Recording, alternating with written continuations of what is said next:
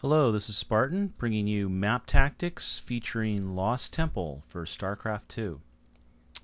This map is a four-way map, although it's often used in two-player games because it is one of the latter maps. There are three different ways you can spawn if it is two-person. In the near position, with the players on adjoining mesas, or in cross positions, with them being diagonally opposite, or in opposite positions they're both on the same side. So each spawning position leads to each of the three spawning positions leads to a very different game. So when you're planning your tactics for this map, you want to make separate plans for each of those three possible spawning combinations. When you're in the near position, the bases are very close by air, as you can see. Also, in the near position, cliff jumping is very significant. Like, for example, a Reaper raid through this intermediate area here that's screened off by the trees becomes significant. In the opposite position, it's still an aggressive game, because in that case, although both players can easily expand to their natural, they have to fight over the gold, and they're relatively near to each other, so it still leads to a short game. Not as short as when they're in the near position, but still potentially very short. The cross position will lead to the longest game, and the reason why is that each player can sort of control their half of the board. So you could see players expanding 3 or 4 times and claiming the whole half of the board before having to fight the other player. So in a sense, there's 3 different levels of play: intense, medium intense, and potentially a long game if they're in the cross position. One thing to be aware of is there are a few proxy locations here from various natures of this map. Like, for example, the base locations are actually quite large, so it's actually possible to sneak a proxy right into the other person's base. When the base is developed, this area here, the corner, is not visible, unless you've put a structure deliberately here. So this area can be an area that a person can proxy from or make a drop into. Likewise, for this little corner here, there is enough room to make a drop or a proxy right there as well. Another common proxy location is in the near base, even if they spawn somewhere else. So, for example, if the person, let's say the two players have spawned in opposite positions here and here, then this player, the one at the top, might try to place a proxy, for example, on this corner. That would be a potential proxy location. Another proxy location is right here behind the trees. So when you're looking for proxies, you want to be aware of those two places as places they can sort of hide out against you.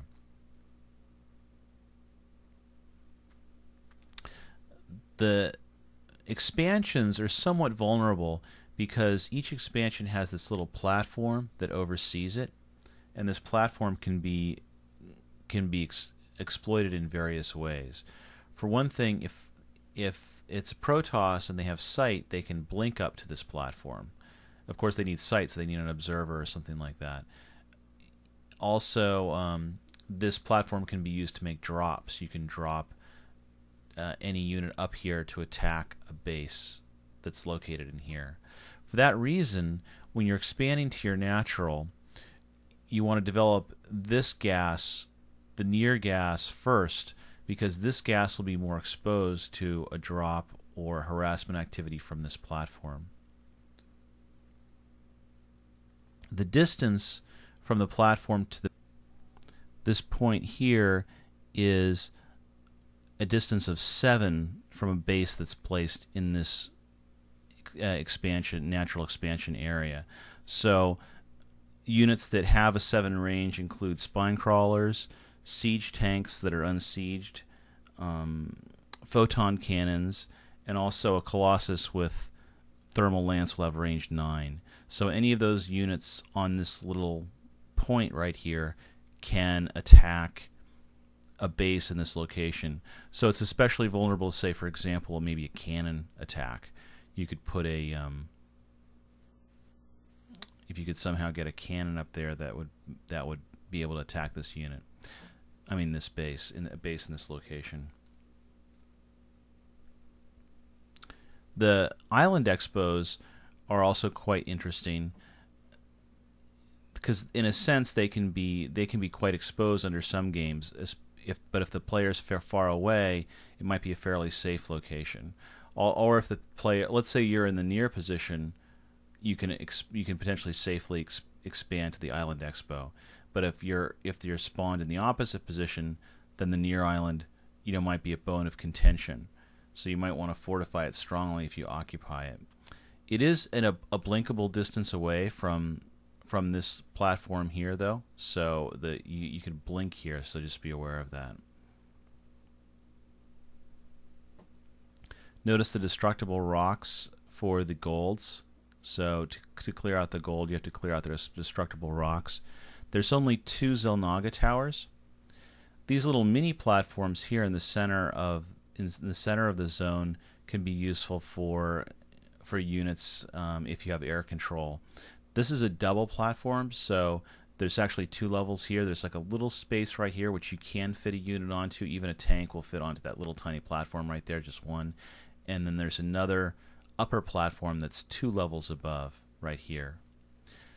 The hidden areas that are screened off by these trees, their use changes sort of depending on the spawn locations.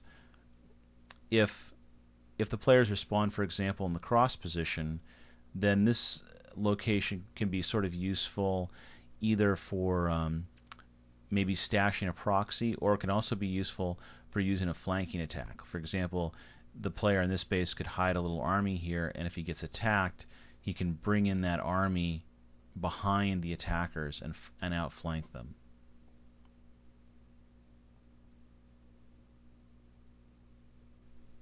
So those are the main features of this map. In general, the map tends to be pretty aggressive because of the different ways that you can attack your opponent. What you want to try to do with this map is to control the center, like most of these maps.